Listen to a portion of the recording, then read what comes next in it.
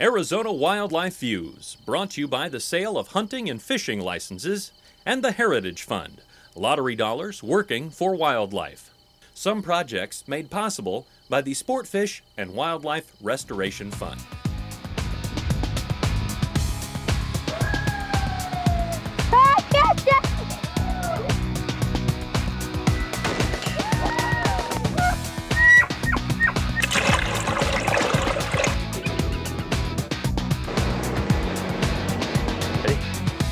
Find birds. Let's go.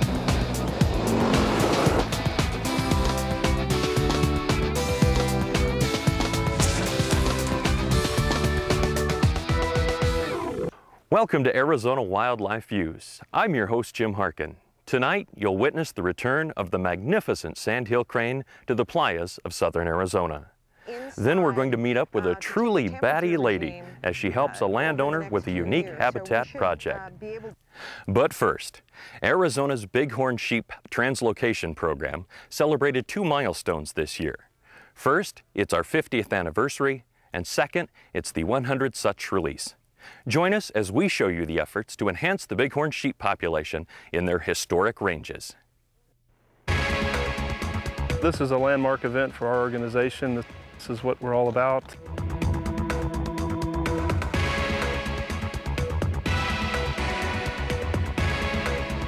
We spend thousands of hours over the year raising money to do just this kind of event.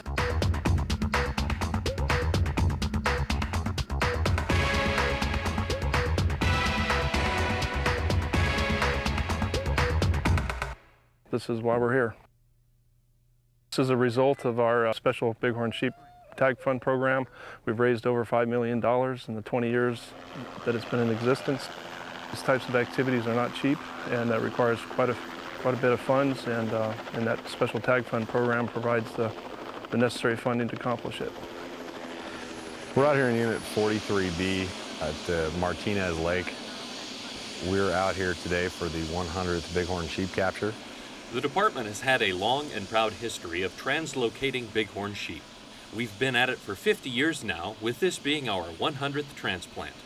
We've moved about 1,800 sheep total, and this year we'll probably top 2,000. Each sheep transplanted represents a considerable cost, both in time, manpower, and money. So why do it? One reason is as protection against catastrophic events, rather like not putting all your eggs in one basket. Randy English explains. The reason that we transplant sheep and spread them out is we don't want populations to become stagnant. And over the years, with development projects and drought and disease and predation, some of the individual groups of sheep in specific areas have declined. So we take sheep from areas where the populations aren't declining, and we transplant those into those areas to supplement the sheep populations there. Do these translocation efforts work? Absolutely. Back in the 50s, there were a little over 1,000 bighorn in the state. Today, thanks in part to translocation efforts that have taken place in more than 20 mountain ranges between Tucson and the Grand Canyon, plus on the Kaibab Plateau, there are just over 6,000 animals. Game and fish biologist John Russo was instrumental in our bighorn sheep transplants. The bighorn sheep captures in Arizona started in 1957. It was after a 7-year study by John Russo, who was the bighorn sheep biologist for the state at the time, who was trying to evaluate the effectiveness or the ability to have regulated hunts as well as transplanting bighorn sheep. We entered into an agreement with the Texas Wildlife and Parks and the U.S. Fish and Wildlife Service, in which sheep would be caught out of the Kofa National Wildlife Refuge, and sheep would be transferred to Texas as well as Arizona. And this is our 50th year as well as our 100th transplant this year. As technology changes, so do our capture and release techniques. We started out with a drop net, which was a modified version of what Colorado was using at the time in the 40s and 50s. As technology's advanced, we've seen the capture equipment has changed. We've had a dart gun made by the capture company. We've had the coated net gun. The use of helicopters has been of great assistance in aiding our ability to get to where the sheep, because they're in such remote territory that sometimes it's a little harder to get to them. One challenge the crews face is not overheating the sheep. For this reason, capture protocol limits chase time. Net gunner in training, Thory Smith, explains. In hot temperature, ambient temperature is 90 degrees, we shut down the capture. You know, if things get above 90, you really stress the animal and increase the chances for capture myopathy, and long chase times increase that as well. So we try to limit our chases to 5 minutes and under. And all the ones today are pretty quick, a lot of standing and short distance runs. So if you're really running an animal, you don't want to go further than probably 5 minutes, you know. So it depends on each situation and the temperature, but today was, you know, as you met a film, everybody came in pretty cool and pretty healthy and not too stressed out. So today was a good day for it. Started cool and got pretty warm. It's warmer than usual, but still able to work with this. Once the bighorn is at the processing site, the cooling down continues. With the high value associated with each and every animal captured, the department takes no chances with the welfare of the animals. For that reason, the department assures that there are veterinarians on site to monitor the sheep's health. Today, we're honored to have Dr. Clancy Gansberg here to help out. I've been doing this for 21 years, started in 1986 at the Kofa cabin, as I remember. And toward the end of that capture, we were rained out. That was exciting. Once they get on the gurney, immediately we try to put oxygen into them, and that seems to calm them down and helps to cool them off. We get at them as soon as they get them disentangled from the drop net, and then we'll introduce the syringe and needle into the jugular, draw whatever quantity of blood we need. Sometimes while they're entangled in the net, we'll go ahead and give them the antibiotic injection and the vermifuge injection, which hopefully, if they have any internal parasites in the gastrointestinal system, it will take care of those. After the blood has been withdrawn, they will receive intravenous saline solution, which tends to help them cool down and increase their blood volume. Anytime we find an abrasion or any lacerations, they are taken care of by whatever means are necessary. The department is dependent on volunteers for the success of ventures like this. We definitely couldn't do it on our own. Our volunteers come from all walks of life. Department personnel work side by side with Arizona Desert Bighorn Sheep Society members, U.S. Fish and Wildlife Service biologists, Yuma Proving Grounds personnel, and volunteers from other dedicated organizations such as Liberty Wildlife Rehabilitation, who sent a crew to get experience handling large animals. Liberty Wildlife is here today to help out Arizona Game and Fish and the Arizona Desert Bighorn Sheep Society in their efforts to transport these animals to a new location. Typically, Liberty deals in the animals you're going to find around urban areas like Phoenix and Scottsdale, but we do want to get more experience with larger animals since we are doing more work with some of the big corporations that operate in the outlying areas, and we're going to be doing some work with different mining companies that have to deal with bighorn sheep on a regular basis. So in anticipation of that activity, we sent some volunteers down here today to kind of get some experience working with these kind of animals. This is a totally win-win deal, especially for the sheep. We transport the animals overnight, so there's a long resting period for the animals prior to release. We'll usually release in the morning. When the animals get there, we've already pre-staged, so we're set to release. Once we open the doors, they pretty much find their own way around in their new habitat.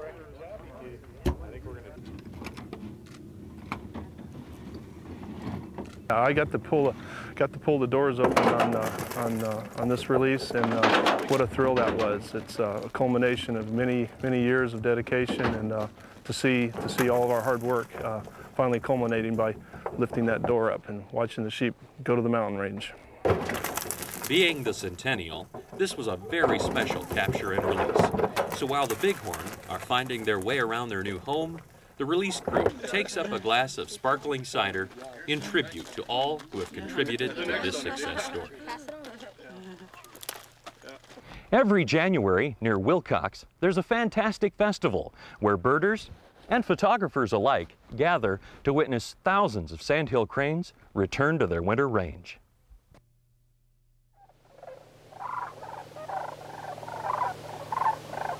When you're out there in the middle of nowhere and it's dark, and you can hear them at a distance.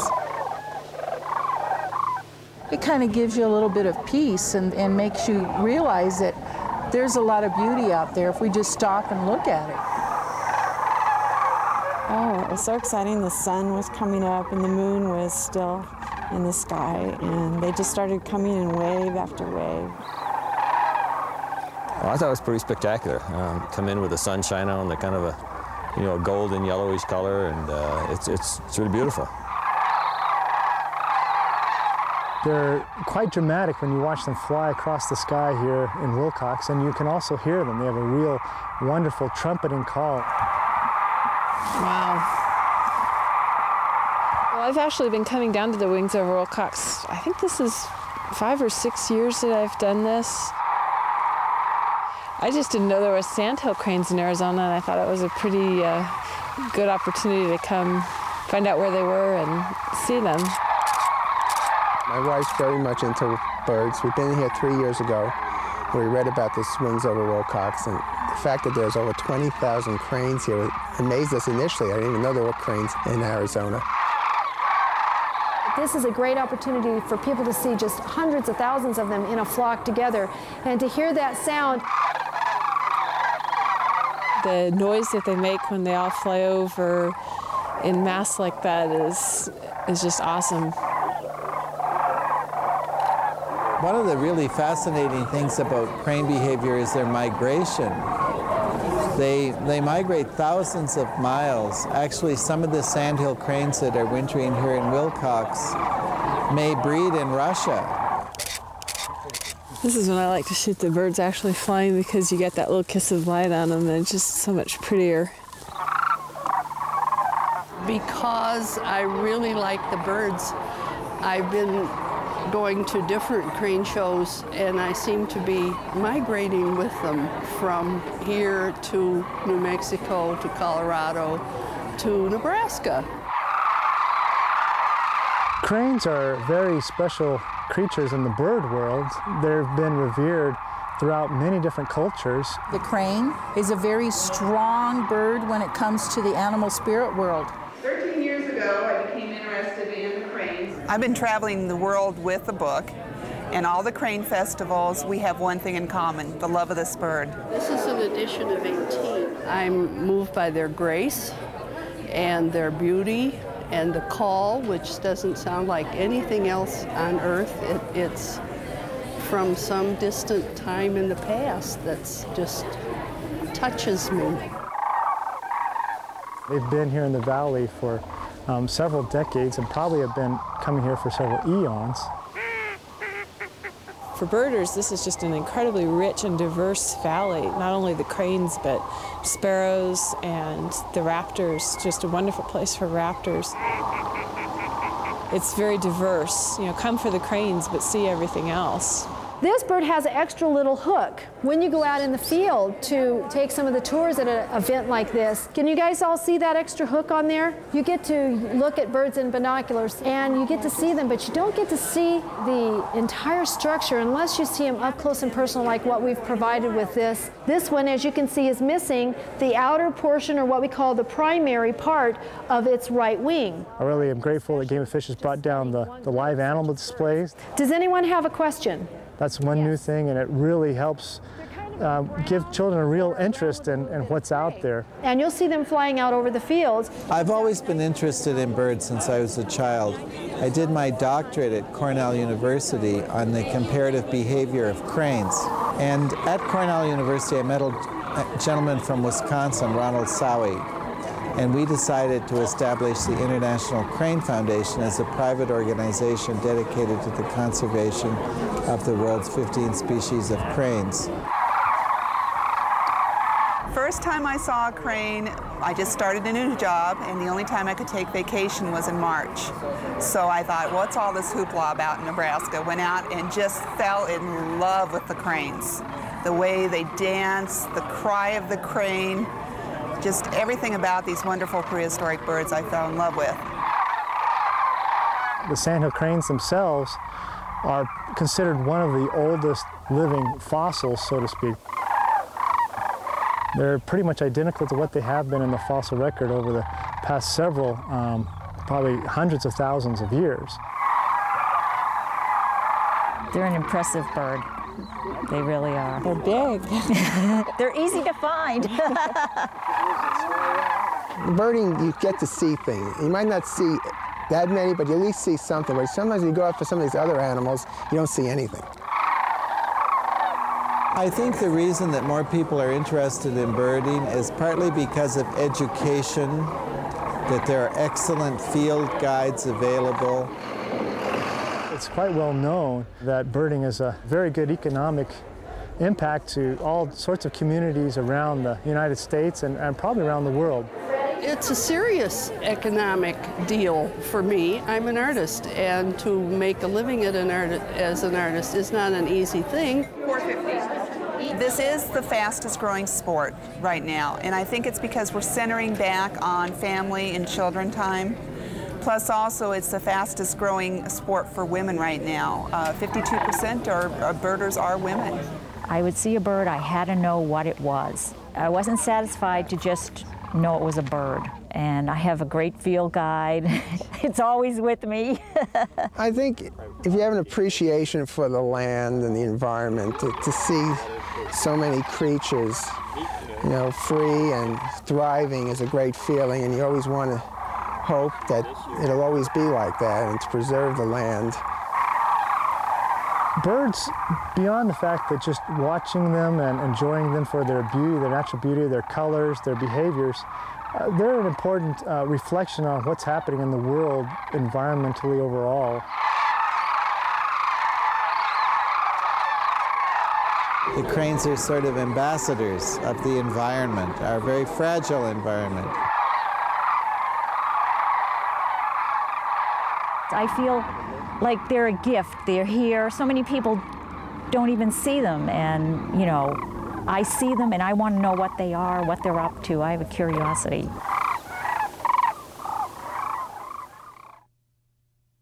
So what do you do if you want bats? I mean, you want a lot of bats to take up residence on your property. You call the Arizona Game and Fish Department and they will come out and help you build a really cool bat house.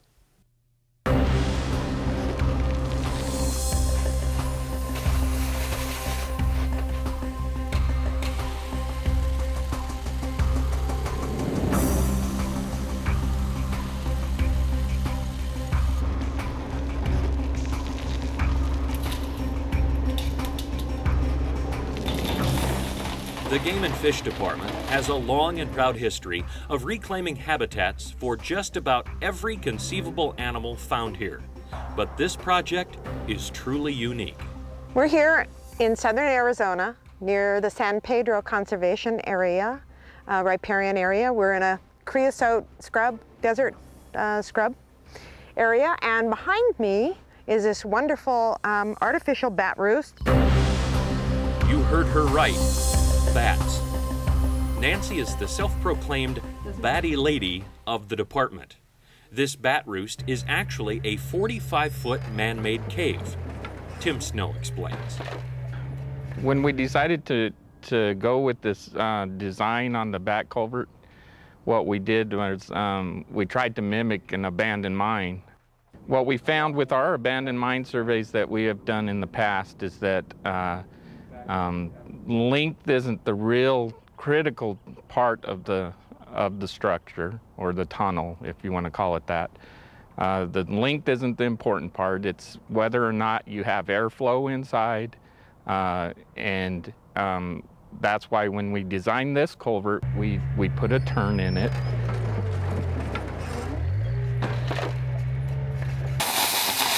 We added in some extra air vents.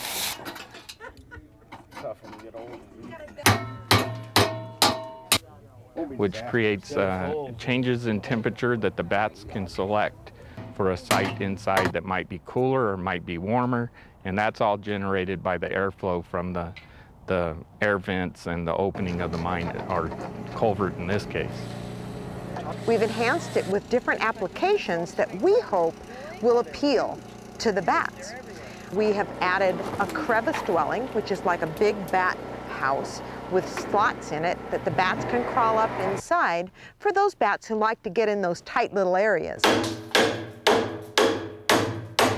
Then we have other niches that we've created using blocks that are suspended where the bats can crawl up in a larger area that just like to hang on the concrete.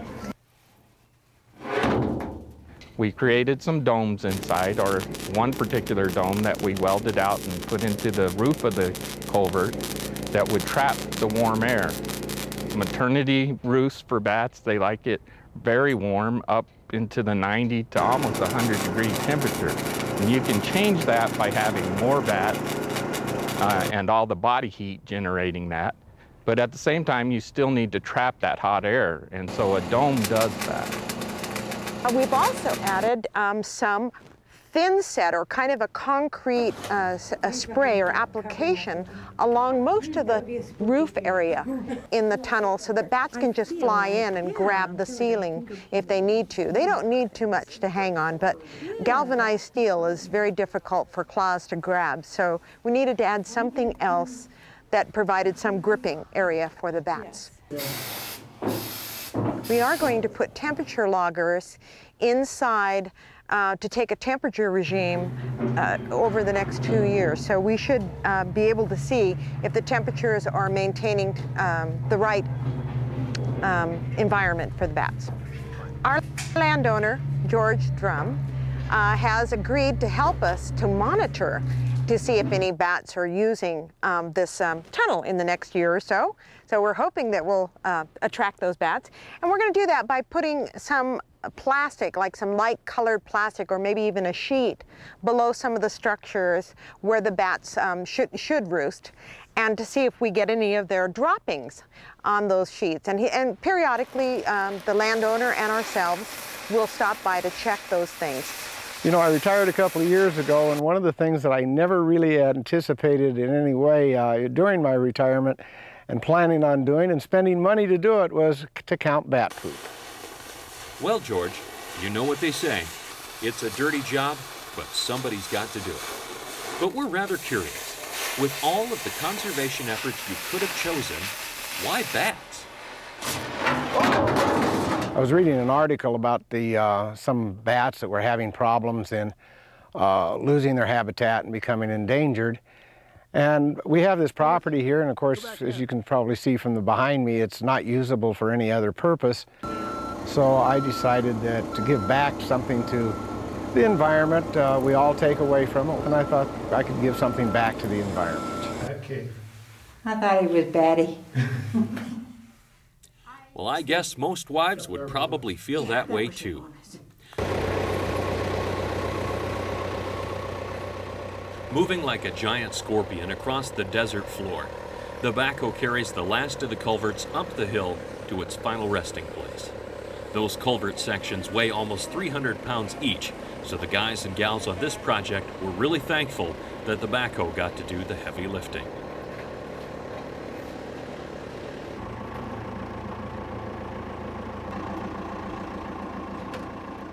After a little pushing and other persuading, the segment is finally locked into place and the burying begins.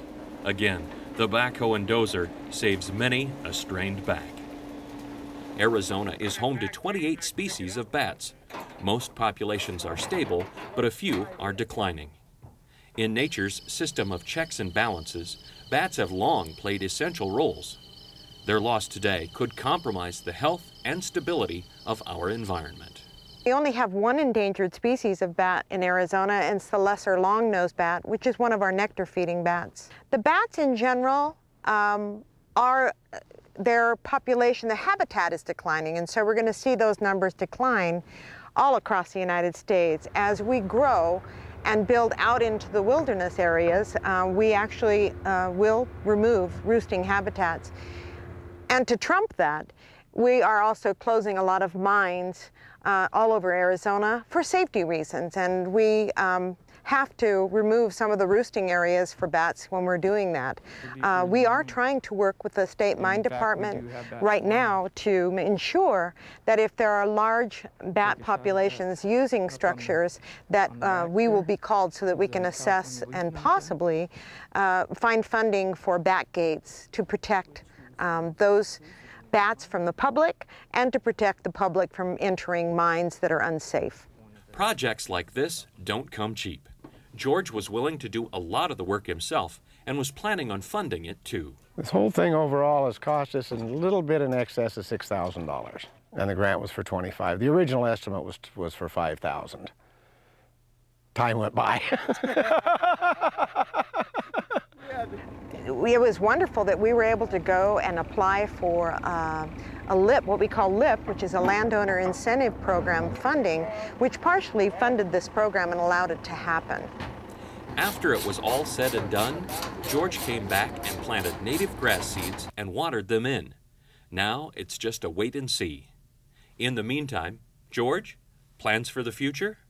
I'm not going to set up tours, but if somebody is significantly interested in calling me through the Game and Fish, then yeah, I would not have a problem with either Game and Fish bringing them up or myself bringing them up.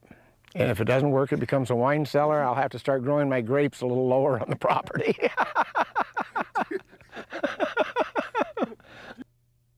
And that's our show for tonight. If you would like any more information about anything you saw on the show, check out our website at azgfd.gov. For producers Gary Schaefer and Carol Lind, I'm your host, Jim Harkin. Thanks for watching.